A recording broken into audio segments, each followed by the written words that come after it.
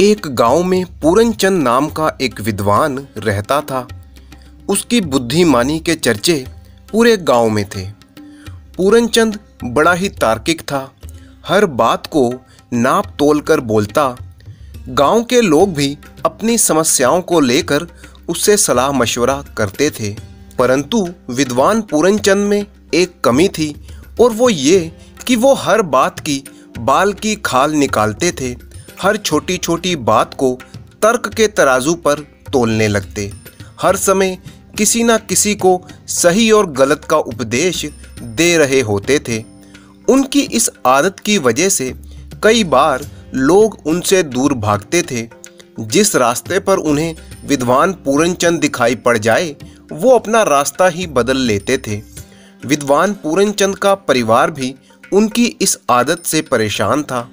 पूरनचंद की पत्नी ने कई बार उन्हें समझाया कि हर बात पर तर्क वितर्क करना सही नहीं है, परंतु पूरनचंद पर इसका कोई भी असर नहीं पड़ता था। एक बार पूरनचंद को उनके ससुराल से न्योता आया।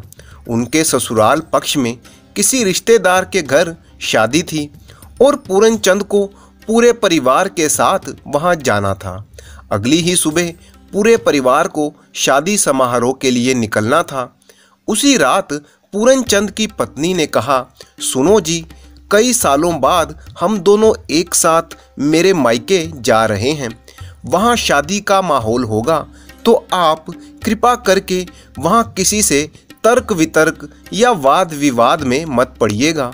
2 दिन के लिए अपनी पंडिताई और अपनी विद्वता को भूल जाइएगा। पूरनचंद ने कहा, अरे भगवान, तू चिंता ना कर, मैं एक विद्वान हूँ, कोई मूर्ख थोड़े ही हूँ जो बेवजह किसी से सवाल जवाब करूँगा। अगली सुबह ही पूरनचंद अपने परिवार के साथ शादी वाले घर पहुँचे। सब कुछ ठीक ठाक चल रहा था। एक पूरा दिन बीत गया। पूरनचंद ने किसी से कोई भी तर्क वितर्क नहीं किया, कोई सवाल जवाब नहीं पूछे। दूसरे दिन पूरनचंद को बेचैनी होने लगी। उन्हें इस तरह से रहने की आदत जो नहीं थी। मन में सवाल जवाब घूमड़ रहे थे। बेचैन मन लेकर विद्वान पूरनचंद शादी वाले घर से बाहर निकल गए। सोचा, थोड़ा गांव घूम लूं तो मन हल्का हो जाएगा।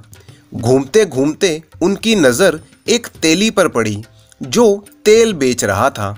उन्हें लगा, तेल तो बहुत ही शुद्ध मालूम होता है, चलो जरा देखा जाए, पसंद आएगा तो खरीद भी लेंगे। तेली वो आदमी होता है जो तेल बेचता है, और तेल निकालने के लिए उसके पास कोल्हू होता है जिसे एक बैल चलाता है।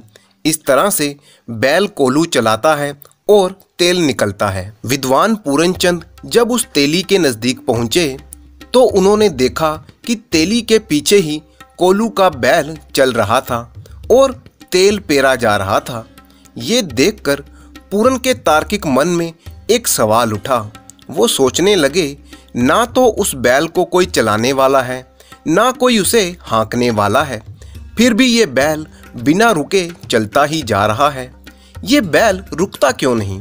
ये क्यों कोल्हू पर तेल पेरे जा रहा है? उसके मन में जिज्ञासा उठी। उसने तेली से कहा, अरे भाई, मुझे ये राज समझाओ। ना कोई हाँकता है, ना कोई बैल के पीछे है, फिर भी ये बैल दिन रात चलता ही रहता है, चलता ही रहता है, रुकता भी नहीं। ऐसा क्यों? उस तेली ने कहा, जरा गौर से देखिए हुजूर, इसके लिए एक खास उपाय किया गया है। उसकी आंखों पर पट्टी बंधी है, जैसे तांगे में चलने वाले घोड़े की आंख पर बंधी होती है, ताकि उसे सिर्फ सामने ही दिखाई पड़े। इधर उधर देखेगा तो झंझट करेगा, रास्ते के किनारे घास उगा देखेगा तो घास की तरफ चल देगा, नदी की धार देखेगा तो पानी पीने लगेगा। उसे कुछ दिखाई ना पड़े, सिर्फ सामने का रास्ता ही दिखाई दे। इसीलिए कोल्हू के बैल को भी मैंने आंखों पर पट्टी बांध रखी है। अब विद्वान तो विद्वान था। उसने कहा, वो तो मैंने देखा, उसकी वजह से उसे पता नहीं चलता कि वो गोल गोल घूम रहा है, मगर फिर भी मैं पूछता हूँ कि कोई हाँक तो रहा नहीं, फिर भी ये चलता क्यों है, रुक क्यों नहीं जाता? और तुम्हारी तो पीठ इसकी तरफ है, तेली ने कहा, जरा गौर से देखिए, मैंने इसके गले में घंटी बांध दी है। जब तक इसकी घंटी बजती रहती है मैं समझ जाता हूँ कि बैल चल रहा है। जैसे ही इसकी घंटी बजना बंद हुई मैं उछल कर जाता हूँ और इसे हाँक देता हूँ। बैल को कभी पता नहीं चलता कि हाँकने वाला पीछे है कि नहीं। ये कोड़ा देखते हो, मैंने बगल में रखा है, यहीं बैठे बैठे फटकार देता हूँ तो भी ये चल पड़ता है। विद्वान तो विद्वान ही ठहरा, उसने फिर से कहा, ये भी मैं समझ गया, घंटी तो मुझे भी सुनाई पड़ रही है, ये भी तूने क्या खूब तरकीब लगाई है। लेकिन मैं पूछता हूँ कि बैल खड़ा होकर गर्दन हिला हिला कर भी तो घंटी बजा सकता है। तेली ने खींचते हुए कहा, धीरे धीरे आहिस्ता बोलो, कहीं मेरे बैल ने सुन लिया तो मुसीबत हो जाएगी। तुम जल्दी अपना तेल लो और अपने रास्ते निकलो, बैल ना सुन ले कहीं तुम्हारी बात। ये तो सीधा साधा बैल है, तुम्हारी तरह कोई विद्वान नहीं है। ये इतना गणित नहीं बिठा सकता कि ये खड़े होकर गला हिलाने लगे। ये बैल है, कोई आपकी तरह विद्वान नहीं है। आप जाइए, अपना रास्ता नापिए।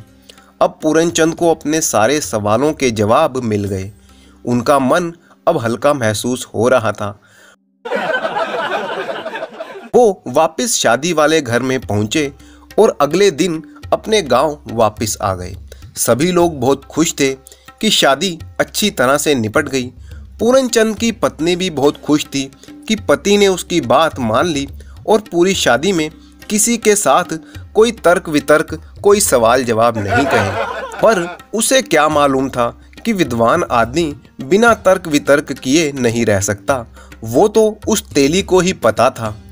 खैर, पत्नी को खुश देखकर पूरनचंद भी बहुत खुश थे और इस तरह से पूरनचंद की इज्जत अपनी पत्नी की नज़रों में और भी बढ़ गई। धन्यवाद।